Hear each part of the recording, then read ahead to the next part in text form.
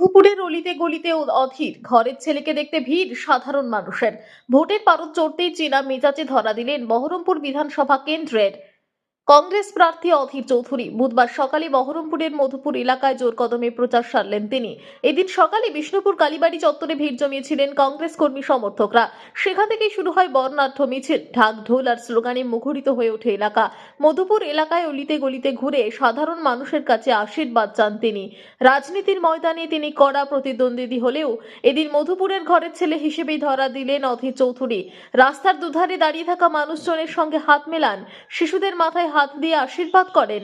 বাড়ির জানলা বারান্দা থেকে অধীর বাবুকে এক ঝলক দেখার জন্য ভিড় জমিয়েছিলেন আবাল বৃদ্ধ বনিতা।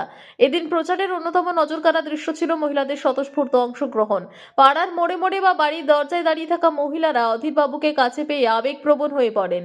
বহু জায়গায় তাকে ফুলের মালা পরিয়ে উত্তরীয় দিয়ে বরণ করে নেওয়া হয়। পাড়ার বয়োজ্যেষ্ঠদের আশীর্বাদ নিতেও ভোলেননি কংগ্রেস এই প্রার্থী।